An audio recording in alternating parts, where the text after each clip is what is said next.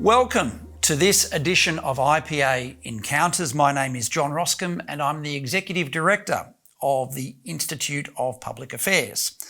Today I'm talking with one of the English-speaking world's fiercest, most passionate, most committed advocates and voices for freedom, Toby Young.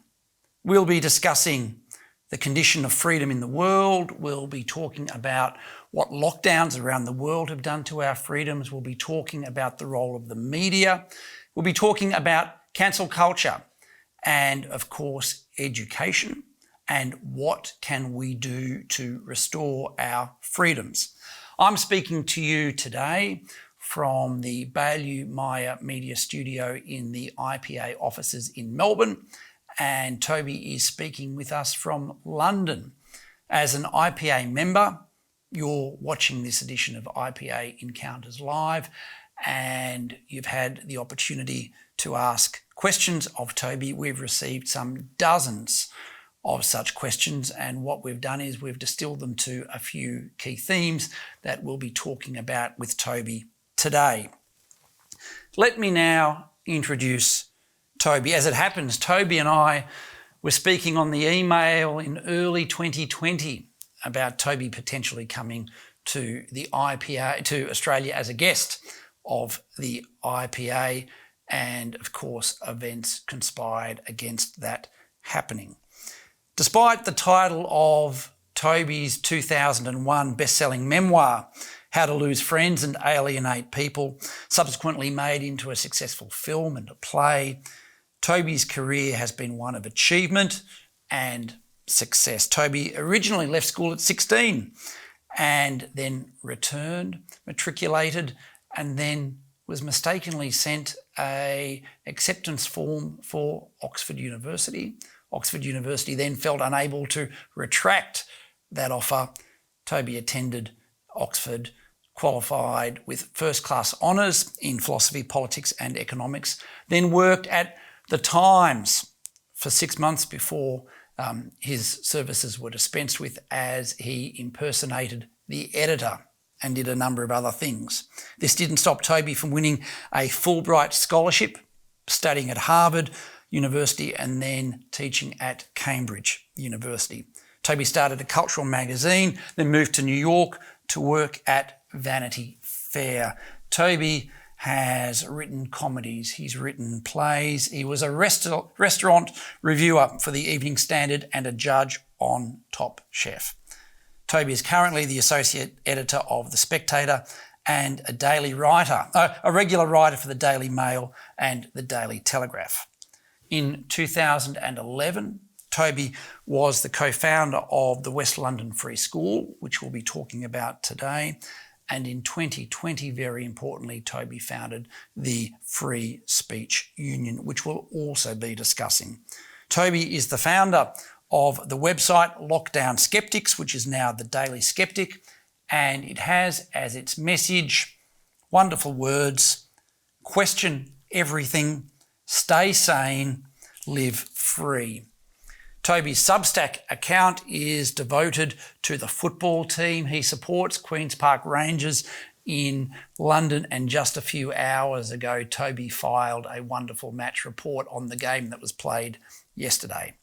And finally, Toby, with James Delingpole, participates in my very favourite podcast, London Calling. I listen to it religiously every Tuesday, and it is one of the highlights of my week. To give you a flavour of the podcast, for those of you who don't know it yet, let me just read Toby's description from this week.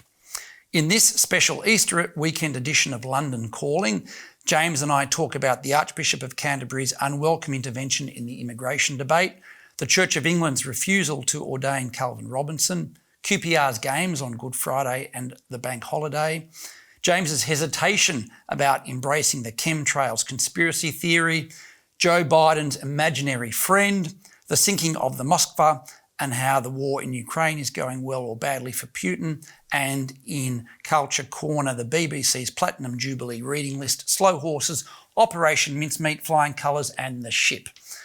that basically covers all the big issues. A few weeks ago in Culture Corner, Toby had a wonderful discussion about two of my favourite characters from literature, Richard Sharp and Horatio Hornblower.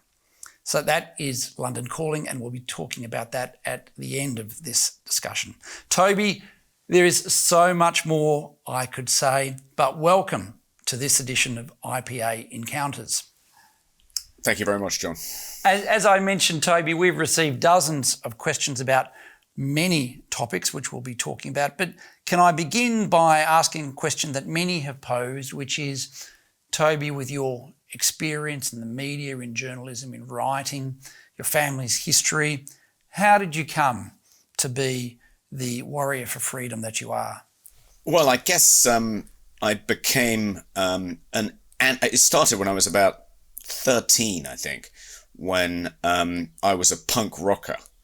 And I thought of myself at the time as an anarchist. And I think I've gone on a relatively short political journey. So as an anarchist, I sort of morphed into a sort of small state libertarian conservative. And for that reason, supported Margaret Thatcher when she became Prime Minister in 1979. And was rather surprised, actually, when David Cameron became Prime Minister in 2010 and embarked on a program of trying to reduce public expenditure. Some of the people at the forefront of the protests in London protesting about those cuts were self-described anarchists, which slightly baffled me. I thought, well, hang on a second. If you're an anarchist like I used to be, why do you want the state to be larger?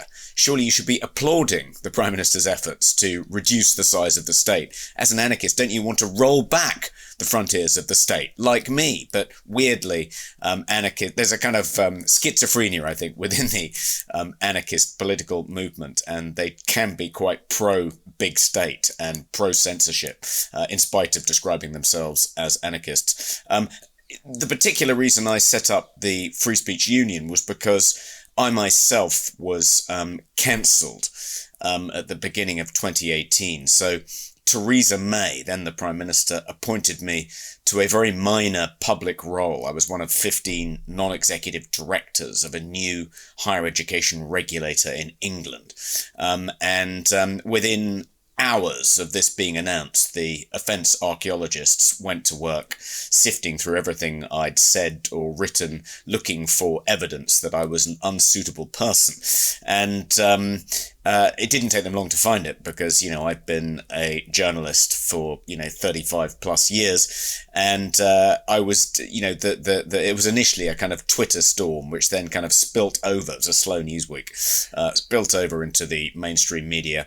And within a week, a petition had been started with over 250,000 signatures demanding that Theresa May throw me under a bus. There was a mob of journalists on my doorstep waiting to see whether I'd resign or not. There was an emergency debate in the House of Commons about my suitability to serve on this regulator.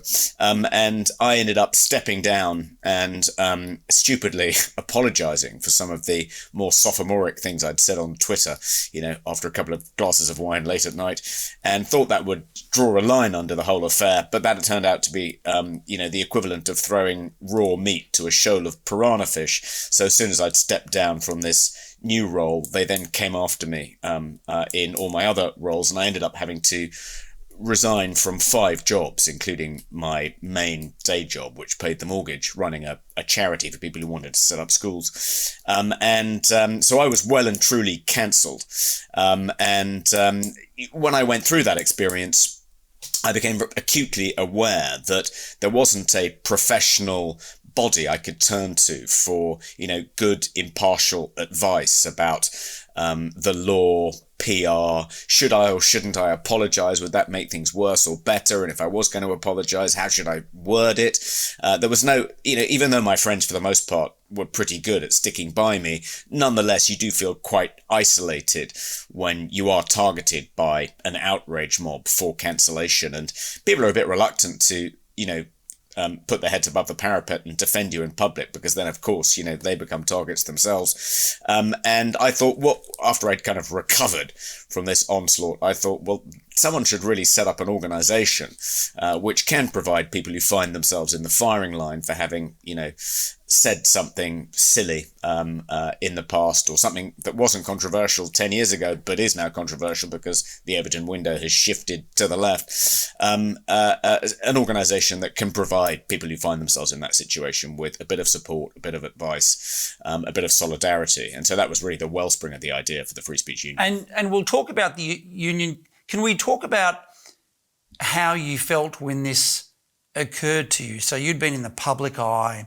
high profile, there's someone like you who this happens to. How did you respond? And how would someone, we can speculate, who is not familiar with the media respond? Because one of the things the Free Speech Union has done is help and support people who are not Toby Young, people who are just doing their jobs, who say something about the Black Lives Matter protest, for example, and then they're cancelled in the way that you were.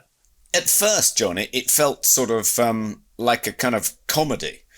It was just so ridiculous, the stuff that people were dredging up and trying to cancel me for. So, I'll give you just one example. I wrote a piece in The Spectator in 2001 arguing that Britain's censorship laws should be liberalised.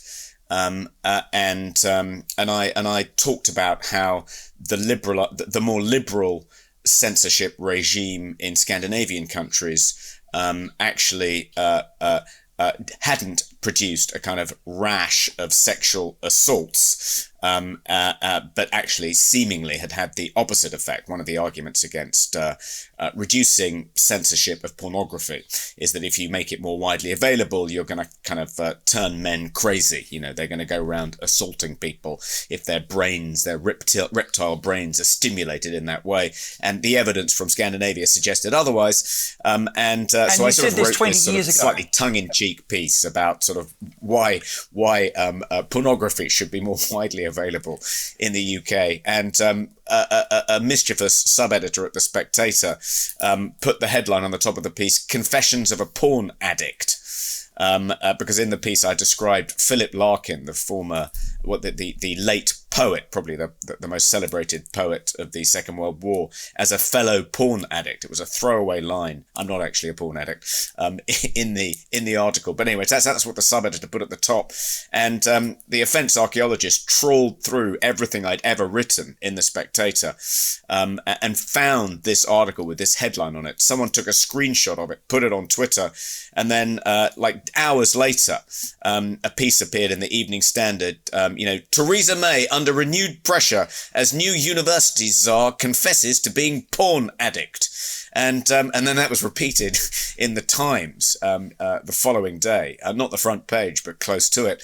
And that was the kind of level of kind of wild exaggeration and kind of negative spin put on everything I'd said or written. It was like being confronted with an army of the least charitable readers you could possibly imagine, just determined to read everything in the worst possible light. And so at first it seemed quite funny. I was like, well, how could anyone take this seriously? This is just absurd. And I started taking notes, thinking I can turn this into, an amusing comic novel about a Tory politician who comes a cropper when someone discovers, what he said on Twitter 10 years ago. And but then it sort of it began to gather a momentum, and this petition was created, and my kids started being asked questions about why I was in the news by their classmates, and my daughter ended up feeling she was unable to go to school. And my wife at one point said to me, if someone else comes up to me with a concerned look on their face and says, how are you doing? Are you okay? I'm going to punch them, she said. But so it gradually kind of did become kind of quite irksome and unpleasant. And that's why I stepped down and resigned, hoping that would just end it. And of course, it just made things 10 times worse. And I think if the Free Speech Union had existed at that time, I would have advised myself not to apologise, and probably just to stick it out. I mean, one of the mistakes I think people often make when they find themselves under this kind of pressure is that they voluntarily resign. They don't wait to be fired. And that actually makes life a lot easier for the organizations or the companies that they're associated with. They don't have to take the difficult decision about whether or not to fire them. I mean, I don't know whether the government would have forced me would have sacked me from this regulator, but possibly not. So I think you can, if you're kind of thick-skinned enough, kind of brazen these things out. I mean, often it's a kind of judgment call, and sometimes apologizing can actually make things better, though very rarely.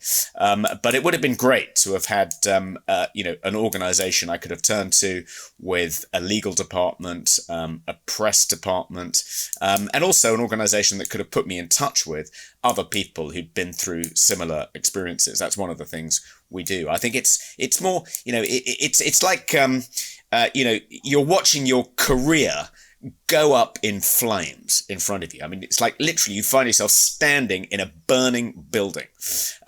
Everything you've built, in my case, over 35 plus years, and I was on various charitable boards. I'd set up this umbrella charity within which these various schools, 4 schools, were sitting. I'd also helped set up those schools. I had a kind of complicated, multifaceted career which I'd built painstakingly over the past 35 years, and literally it had turned into a kind of dumpster fire, and you kind of think, well, what the hell do I do? How do I put it out? Everything I'm doing to try and put it out just seems to make things worse, and you're inevitably you do begin to panic and kind of despair, and you desperately want some people who know what they're doing and know what they're talking about to advise you on how you put the damn thing out, because at the end of it, it's just going to be a smouldering pile of ashes. You have to start again, which when you're in your mid to late 50s with 4 teenage kids and a pretty big mortgage is a pretty horrifying prospect. There's a few aspects from what you just mentioned. Did you have any defenders? Were there any people, you use the wonderful term, the offence archaeologists, were there any people who said, look, this is 20 years ago, this is ridiculous, it was said in jest, there's no one better qualified to be a non-executive director of this organisation than Toby Young. If anyone's passionate about education and the opportunity it provides for young people, it's Toby. We have to stand and defend him. This is where we fight. Yeah, I did have some defenders. The then Minister for Education, Joe Johnson, Boris Johnson's younger brother, he'd been involved in my appointment to the Office for Students, and when an emergency question about my appointment was granted debate time in the House of Commons by the wonderful John Bercow, he stood up and defended me. And shortly afterwards, he had to resign as Education Minister, and everyone thought that he had to resign because defending me was the kind of nail in his coffin. But I think people, your friends for the most part stand by you, and I didn't have many complaints. 1 or 2 kind of turned on me, and one person who initially defended me then retracted his defence of me and said he had no idea, just how awful some of the things I'd said were when he initially defended me, and now he knew the full story. He was withdrawing his defence. So that was even worse than him not defending me at all. That was pretty shocking. Louis C.K., the American stand-up, when he was cancelled, said, people tell you when something terrible like this happens that you find out who your real friends are. And he said, that's true, but unfortunately it was the wrong half. But that wasn't my experience. In my experience, it was very much the right half.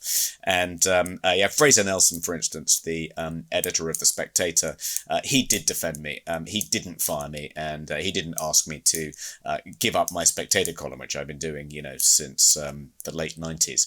So that was a relief. And I was still able to, carry on working as a journalist and earning a living as a journalist. It just meant I effectively had to kind of give up all my educational work, which was a wrench because I devoted 10 years of my life to it.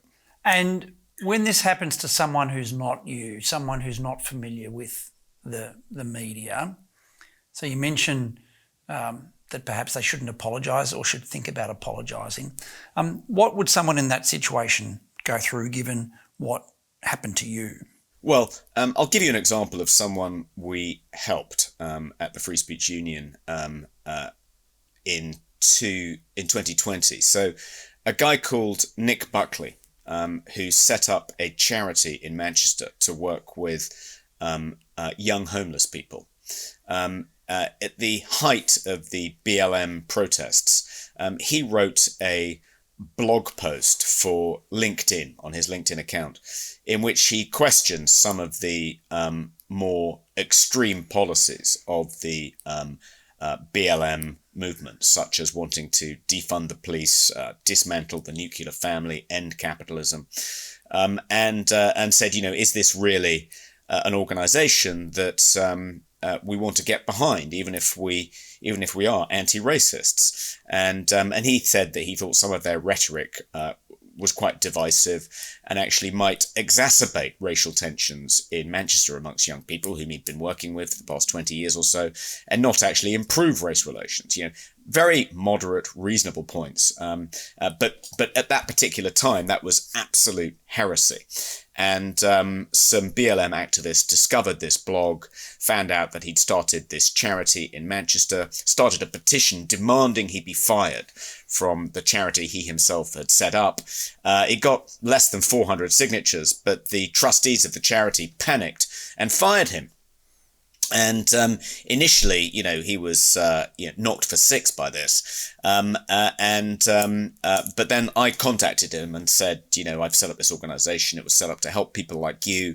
I think I can help you.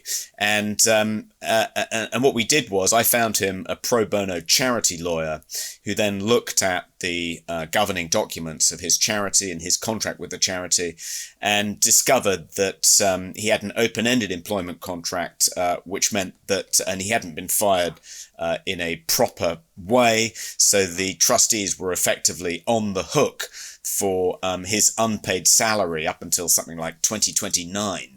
And they couldn't get out of it by resigning and dissolving the charity. And when we pointed this out to them, they one by one resigned, and eventually he was reinstated. And he's now a great defender of the Free Speech Union. But we managed to get him his old job back. We helped promote a rival petition which got 15,000 signatures, and so that was an early success. But we've been able to do that over 100 times, I think. Similarly intervene to help people. Often if you involve lawyers, if you threaten to go to law, that often does help a good deal. I mean, one of the things we've discovered is that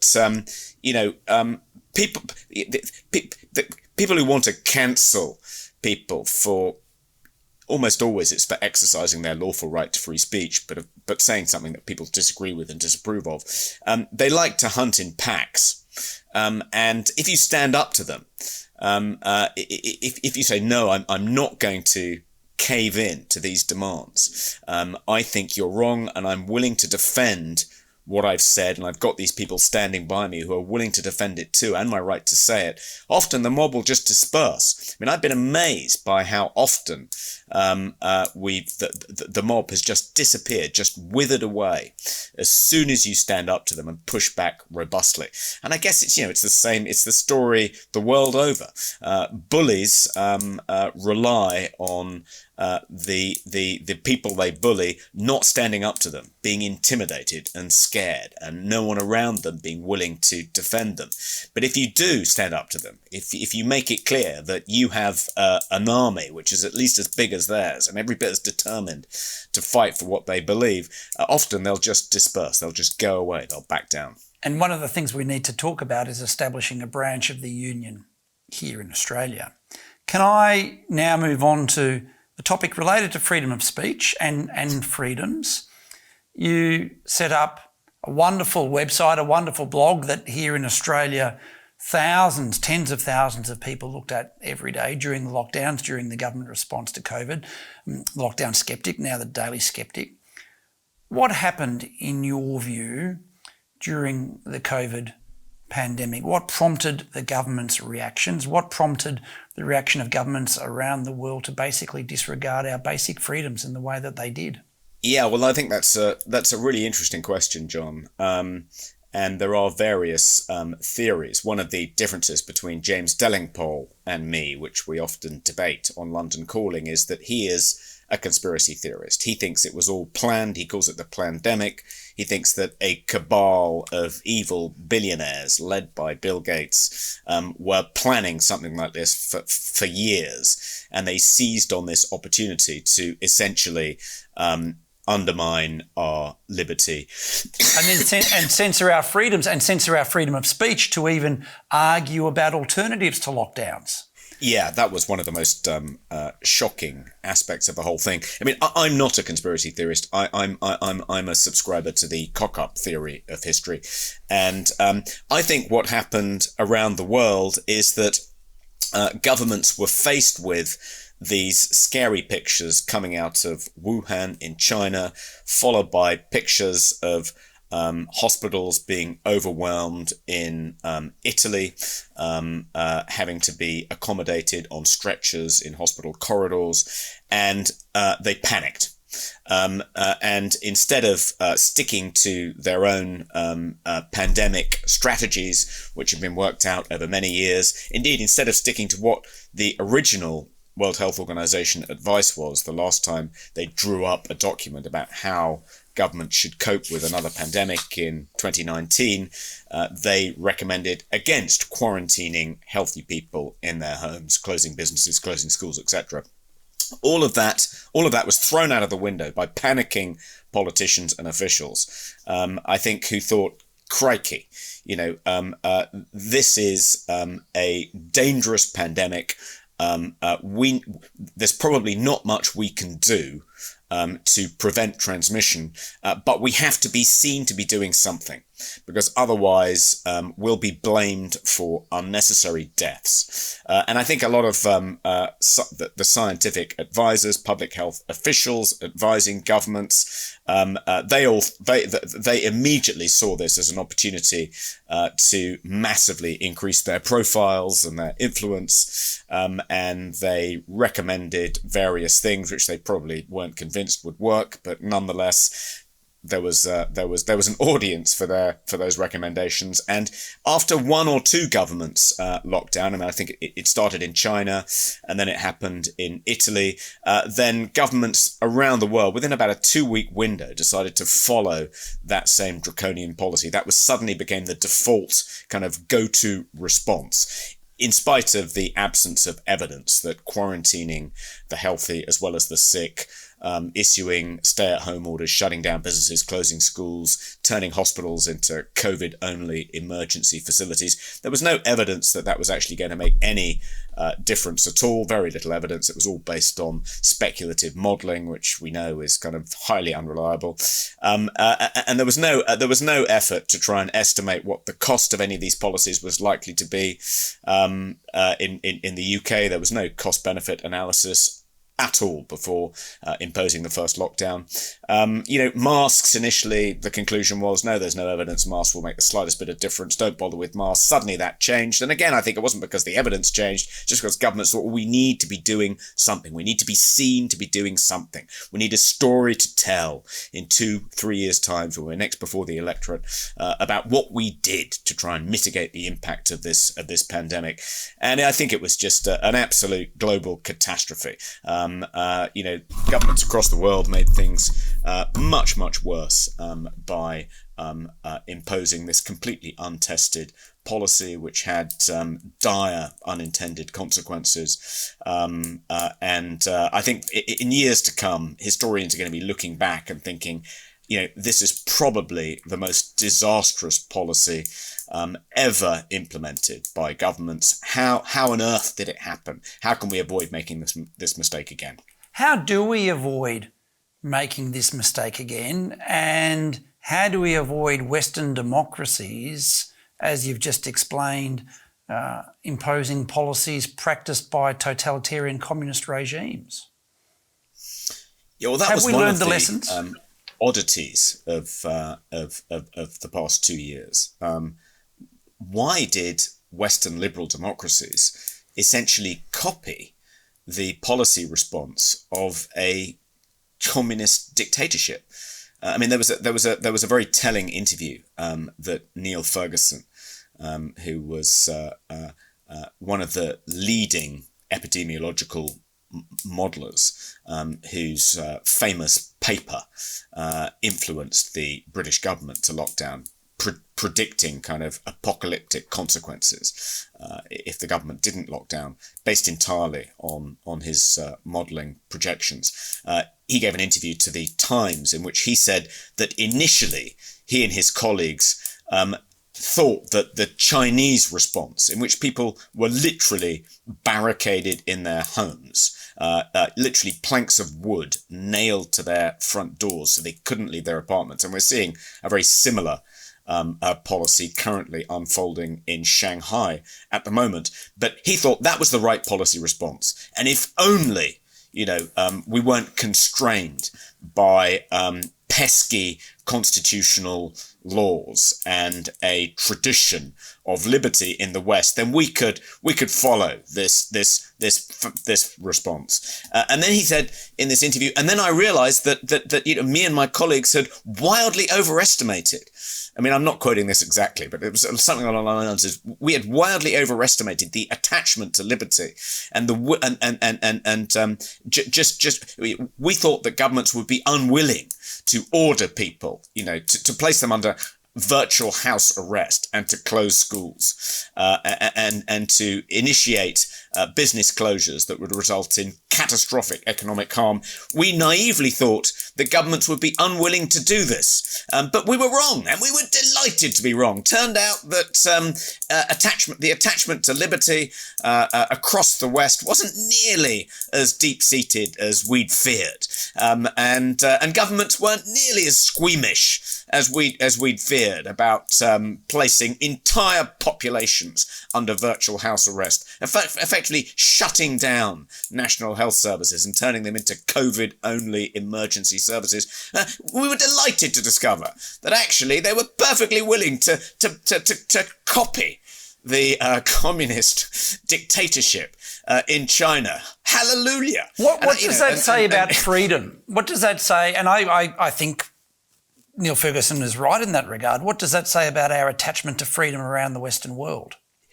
I think it's tempting. It's tempting to kind of be plunged into despair about this, and to conclude that in the relatively affluent West, people are now much more concerned about their safety and their health and their security than they are about their liberty.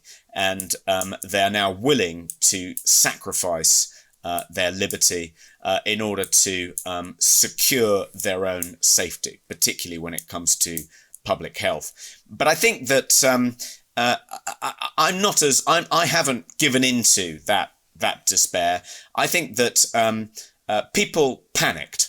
And I think their willingness to support the lockdown policies was partly because they were bombarded with propaganda by broadcasters, newspapers, governments, public health agencies, wildly exaggerating just how dangerous this particular virus is. And there's plenty of survey evidence to suggest that people exaggerated the threat, exaggerated the danger it posed, thought that many, many more people were dying as a result of this virus. The risk of hospitalization and long-term adverse consequences of being infected were far, far greater than they really were. I think there's a sort of natural human tendency to catastrophize, which was tapped into by these various propaganda agencies. But it's I think we can blame governments and some of my colleagues in the media for not properly scrutinizing some of the wild exaggerations that government ministers and public health officials were making. There was a kind of, the world was sent into a panic about just how dangerous this virus was. And they seemed to be willing to sacrifice almost anything, including their firstborn, to reduce the risk of catching it themselves. I think if people had known, if people had better information, if people had known, had been able to make a kind of a proper, informed assessment of the risk, they hope, I think, would have been less willing to give up so many liberties. Why? And one of the questions many people have asked, many IPA members, is what is the role of the media in this? And you've just touched on it. And why was dissent crushed? Why was there no public discussion of alternatives? Why was there no discussion, exactly as you said, of the consequences for young people, of the psychological consequences? So I'm speaking to you from the world's longest lockdown city, and we are going to be seeing the consequences in young people for years to come. Why was dissent and debate crushed the way it was? Why were you setting up lockdown skeptics? Why were you attacked the way you were? I think that there's a kind of superficial explanation and then probably a deeper explanation. The superficial explanation is that our government, and I'm sure your government too, went to great lengths to ensure that the official response, the official narrative, wasn't challenged. So in the UK, Ofcom, the state broadcast regulator, issued some guidance on the same day that the first lockdown was imposed, cautioning broadcasters to be very careful when inviting people onto the airwaves who were going to challenge the official public health response. Their rationale was that, if the Department of Health recommends masks as a way of mitigating the risk of infection, and you, Toby,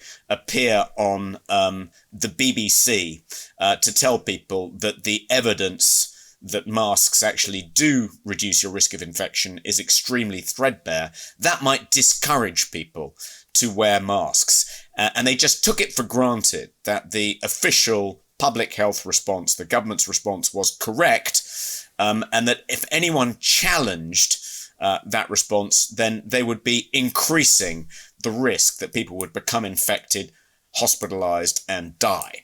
So that was the sort of rationale for suppressing dissent, and that was the rationale for Ofcom issuing this quite frightening advice to its licensees. And I think also the British government spent hundreds of millions of pounds, I'm not exaggerating, hundreds of millions of pounds placing adverts on in newspapers, magazines, on radio stations, essentially promoting their policy response as the correct response. And that made, I think, some newspaper editors, program editors, disinclined to challenge it too robustly. They didn't want to risk losing this advertising. And, the state pays rate card. If you're in the media, that you'll know what that means. Most people, if they're told by a newspaper that it costs £25,000 to take out a full page ad on the back page, they'll say, you've got to be kidding, take a hike, and they'll negotiate, and they'll end up spending £2,500.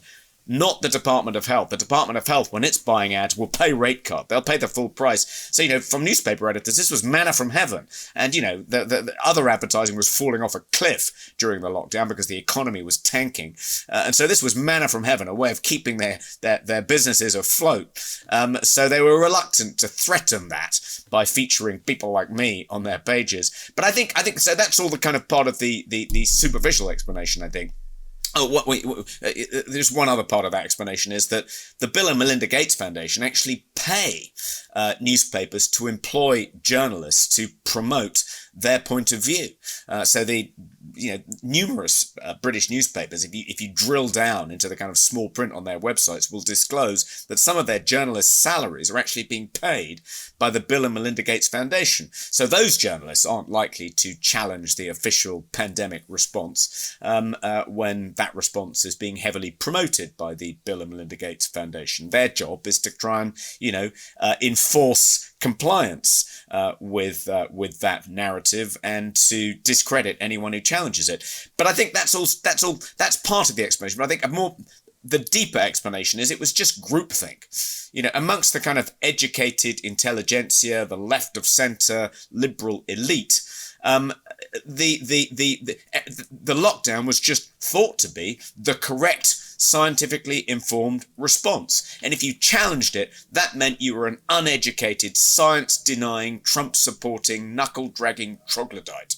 And no one wants to be seen like that. It was a way of signalling, endorsing the lockdown, not challenging it, smearing and shaming anyone who did, was a way of signalling that you were a member of this elite club. You weren't someone who disregarded scientific advice. You weren't someone who placed profits above public health. You were a good, concerned, educated citizen, a member of the metropolitan global elite, and that's why you supported it. It was a kind of perfect opportunity for kind of virtue signalling and status signalling kind of bundled up into one irresistible package. And most of my journalistic colleagues see themselves as sort of members of that particular club. And they persuaded themselves that they were doing the right thing, doing the responsible thing, and at the same time signalling that they were a member of this elite club, and that anyone who challenged it was someone, beneath contempt, who wasn't in their gang. And here in Australia, Toby, a number of journalists pointed out that COVID provided the opportunity for people to trust the experts. This was now the opportunity for people to trust the experts on COVID, on climate change, on any number of other issues, and they saw it as an opportunity. I think that was a big part of it too, John. So the experts, the meritocratic cognitive elite, had taken a succession of blows to their authority and legitimacy. They got the global credit crunch wrong. They got the response to the war on terror wrong. Globalization, which they had embraced as a kind of economic cure-all for the ills of late capitalism, wasn't particularly popular with, indigenous working class communities who found themselves, plunged into precarious employment. And we saw the populist revolts of 2016, which resulted in Brexit over here, the election of Trump in the United States. That flowed from the gradual disillusionment with the meritocratic elite. People began to distrust them and think they didn't have the best interests of the people they were supposed to be looking after at heart, but were pursuing their own narrow self-interest and a kind of, a kind of moral crusade, which just made ordinary people feel, morally inferior as well as socially inferior to these elites. And I think the elites who saw their kind of authority kind of ebbing away saw the pandemic as an opportunity to restore it. Finally, here is a crisis in which you have to turn to the experts for sage advice about how we should best navigate it. And we saw the same thing with the massive push for the vaccines. Here is an example of the best and the brightest riding to our rescue, saving us from this kind of apocalypse. So they leapt on it as an opportunity to restore that authority as an answer to the kind of populist revolt. Here is an opportunity to put us back on top of our pedestal where we belong in Western societies. Trust the experts again. We'll get you through this. And I think that was that has turned out, I think, probably to be another terrible miscalculation on their part, because as I think electorates across the West come to the conclusion that this policy, this pandemic was hopelessly mismanaged. The cure was far, far worse than the disease. We'll be paying the price for decades to come in terms of economic loss, increased debt, learning loss on the part of children, increased mental health, God knows what else. I think people will conclude that the experts once again got it completely wrong, and it could end up being the final nail in the coffin of this kind of global international order. Dan Hannan had a wonderful sentence a few weeks ago when he said, very soon we're not going to be able to find a single person who supported lockdowns. Yeah, it's amazing how quickly the tide has turned. Back in 2020, throughout most of 2021, you could have, very, very few people were willing to publicly oppose the lockdowns. I mean, we were a small band of brothers. And now, it's almost the majority view. I mean, now it's actually quite hard, as Dan says, to find anyone willing to kind of, without qualification, defend the lockdown policy. It's extraordinary. It's like I compare it to the fall of communism in 1989. So there was this famous anecdote, this celebrated New York Times foreign correspondent and columnist called Johnny Apple. He was dispatched to Europe by the New York Times to cover the collapse of communism after the fall of the Berlin Wall.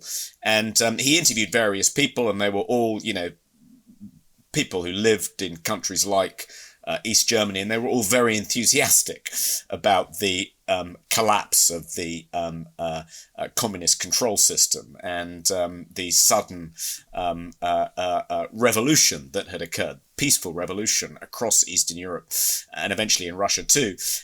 And the New York Times editorial desk said, some of this coverage is a bit one-sided, Johnny. Can you not interview some people who rather regret the fall of the Berlin Wall, some defenders of the old regime? It must have some defenders. There must be some people out there who think we're actually, people are worse off now than they were, last year. And he went off and tried to find people willing to defend the recently discredited regime, and he couldn't find anyone. There wasn't a single person, including former kind of apparatchiks. It was extraordinary how few defenders that regime had, and it's a bit like I think there's a parallel with the lockdown responses. When everyone was terrified that if they expressed any dissent, they would immediately be smeared as, a far-right eugenicist who put profit before people and didn't care about the elderly and the vulnerable. They kept stum. Most people kept stum, including dissenting scientists. And but now that kind of fear has gone, now that you can say that sort of thing without being penalised or smeared, it's extraordinary how quickly the kind of consensus behind that policy has completely collapsed. Can we move on to another topic, something that you're passionate about, education? We've received many questions about your role in setting up free schools, your suggestions for reform. Can the institutions be reformed? So can I begin by just asking you to explain how you came to set up the West London Free School, what you were trying to achieve and why you did it? Yeah, in around 2009, 2008, 2009, I started looking around to see where I could send my children to school. I had 4 children, and they were all approaching secondary school age at that point. And there are some good schools in Acton, where I live in West London.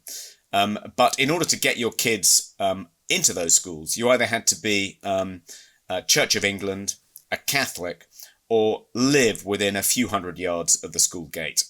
And if you didn't fall into any of those boxes, the choices were pretty bleak.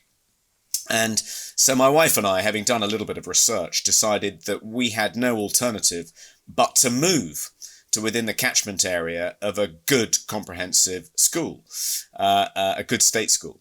And we decided to move to Suffolk, to within the catchment area of a school called Thomas Mills. That just happened to be where my parents-in-law lived at that particular time. But at the last minute, just when we were thinking about putting our own house on the market and viewing some properties in Framlingham in Suffolk, I suddenly had a kind of conniption. I thought, well, hang on a second, I'm a taxpayer, why isn't there a decent school that I can send my children to where I live in Acton? Why should I have to turn my life upside down, move halfway across the country just to secure something that should be available to everyone across the country? And, it's just wrong.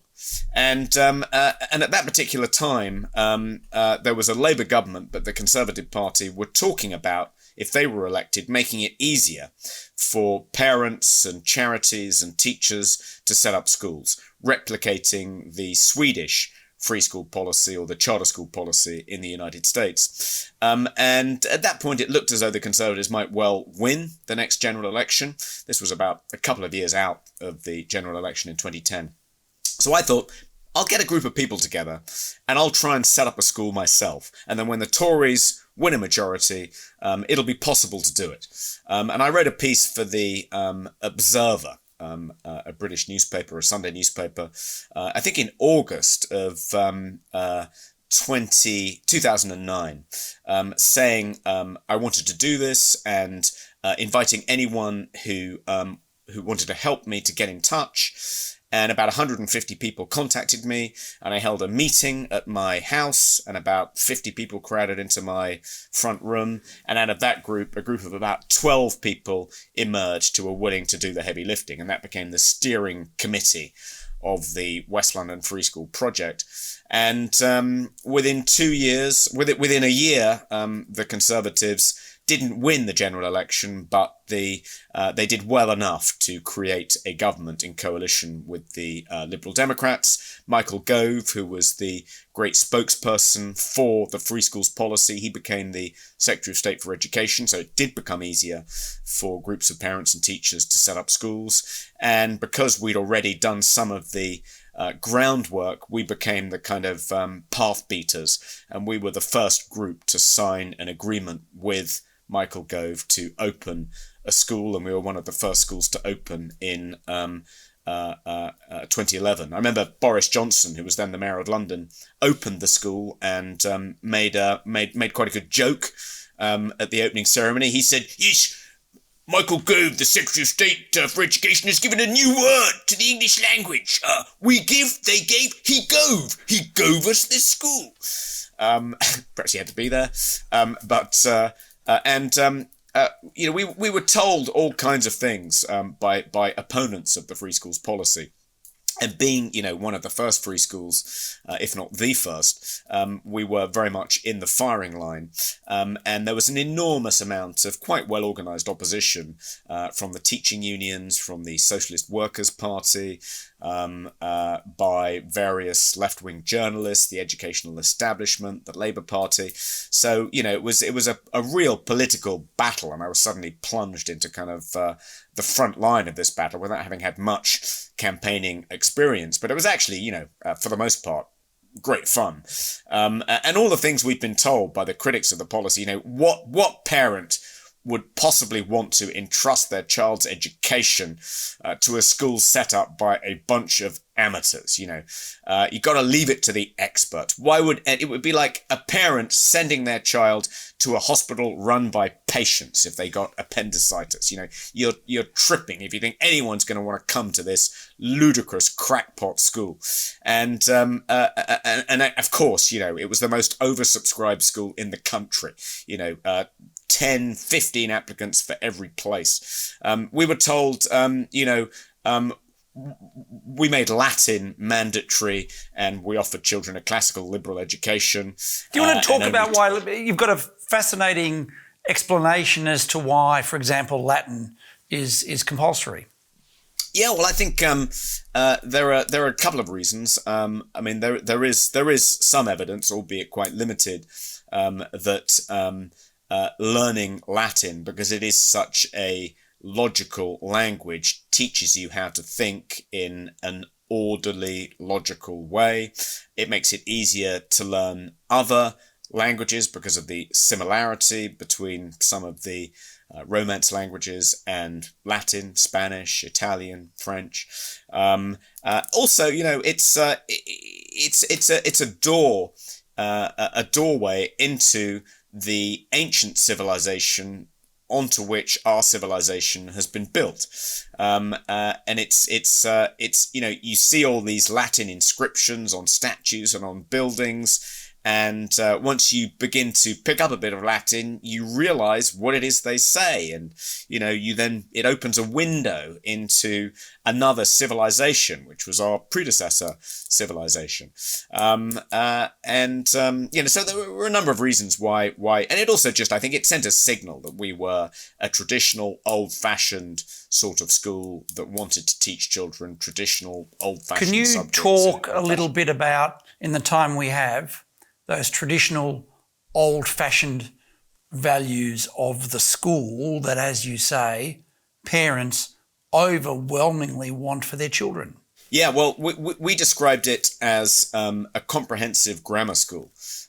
So a school which is open to all children, regardless of background, religion, ability, but which has the same standards as a good old-fashioned grammar school.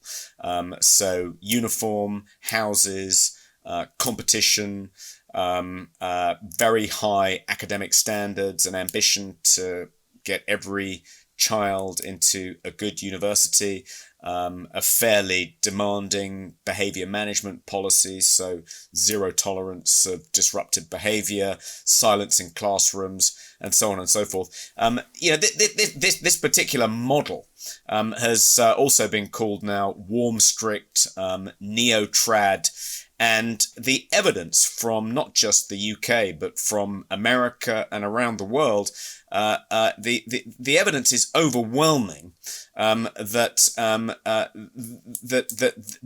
this kind of education, this approach, is much more effective, gets much better results than a more progressive, child-centered approach. Essentially it's about restoring the authority of the teacher and placing the teacher at the center of the classroom and expecting the children to do what the teacher says, treat the teacher with respect, and write down what the teacher's telling them and commit it to memory. I mean, it's not rocket science. Most people who went to a school like that will recognize that that is a far more effective way of educating children from all walks of life than a more free-for-all, progressive, child-centered, project-based approach. But good God, it's a battle that hasn't yet been won, and I think it's still raging in Australia. In the time that we have, can I ask two final questions? The first one about education. We've had many parents, grandparents, young people seek to ask me to ask you, what is your advice to someone who's been confronted by cancel culture in a big way or a small way? Someone who is a teacher in a classroom or a staff room, wanting to inculcate some of the values that you've been talking about. What is your advice to someone who wants to stand up for freedom and express their opinions or their thoughts? What is your advice to them? Often it's quite hard to give general advice because each situation is often very different. And we like to think very carefully and find out as much as we can at the Free Speech Union before actually giving anyone who finds themselves in difficulty any advice. But I think in general, my advice would be, first of all, find some allies. Make sure you're not alone, because you're not alone. And there will be other people, probably in the school, who think the same things you do, but have just been cowed into silence. So by hook or by crook, without necessarily immediately putting your own head above the parapet, try and find some allies, create a WhatsApp group, start strategizing, try not to inadvertently trigger any tripwires. Often the people we we end up helping are people who've used particular words that they didn't realize were taboo words, like describing a female author as exotic. I can think of one example of someone who got into enormous trouble, placed under investigation, their life turned to misery because they described a female author as exotic without realizing, perhaps naively, that exotic was a taboo word as far as the kind of linguistic thought police are concerned. So make sure you don't inadvertently give your enemies any ammunition by triggering any of these invisible tripwires. Once you've, I think when you're setting out your stall, try and do it when you finally do set out your stall and make your case in a kind of public forum, do it in as reasonable and as considered and as thoughtful a way as you can. Try not to be too confrontational initially. Make sure that for people in the middle, for people who haven't made up their minds, which is the vast majority of people, for people who haven't taken a position on one of these kind of controversial hot button issues, make yourself appear reasonable and informed and flexible and moderate. So when they attack you with absolute hysteria and brand you a racist and a transphobe and a homophobe or God knows what else, an Islamophobe, they're the ones who look extreme and unreasonable and intolerant. Try to avoid, one of the lessons I've had to teach myself, John, is, as a journalist, my inclination is to be provocative and controversial and inflammatory.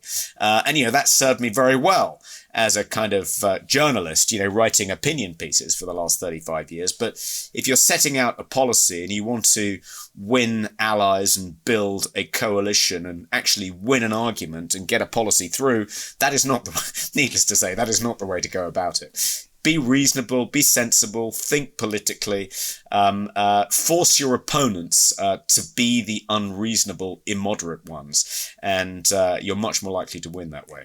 We've had a wonderful discussion over many topics. Can I ask a final question before we conclude this edition of IPA Encounters, Toby? Are you optimistic about freedom for the future? I'm not particularly optimistic in the short term. People are constantly asking me whether I think we've reached peak woke. And even though the Free Speech Union keeps winning individual battles, I still think that the war at this point isn't going our way. The institutional capture by the woke cult is so great that the opposition is only just beginning to organise. And if you think about the long march through the institutions, that's been going on for 75 years. So the idea that we can reverse that, overnight or within a few years is for the birds. We have to think about the long haul. Reversing this institutional capture is going to be a generational battle, not something we can win overnight. But I'm confident that we can win in the end. If we organise and if we're sensible about it, we keep winning elections after all. Certainly in the UK, looks like the next president of the United States will be a Republican. We keep losing these cultural battles, but we keep winning at the ballot box. And it's got to be, and that tells us, I think, that the majority of people, of ordinary people, if given the opportunity to voice their views, are on our side on most of these issues. If you ask people about their support for free speech, huge majorities support free speech. Huge majorities, think that they're no longer able to speak freely. They complain about having to look over their shoulder and having to self-censor. The support for free speech, for open debate, for intellectual tolerance is overwhelming. We need to harness that. But I think the fact that there is that support is still there. The fact that the woke cult have yet to take, the majority of people with them. They're like the communists who ran the show before 1989. Everyone was terrified to speak out. the extent of the opposition was largely unknown because people were so cowed and unwilling to kind of speak up. But actually, you know, once what we need is a Berlin Wall moment. We need everyone to realize that the emperor isn't wearing any clothes. It won't happen overnight. You know, it'll be the work of decades, I fear. But I do think in the end we'll succeed. Toby, that's a wonderful way to finish this edition of IPA Encounters. Toby Young, thank you so much for being with us, and I hope we can talk again very soon. Thank you. Thank you. Thanks. Thank you for being with us for this edition of IPA Encounters with Toby Young. Our next guest on Encounters will be American author and academic Daniel Marnie on the 31st of May. Daniel Marnie is an expert on Western civilization, our freedoms, and the future of our freedoms. To attend IPA Encounters live, you can become an IPA member at ipa.org.au.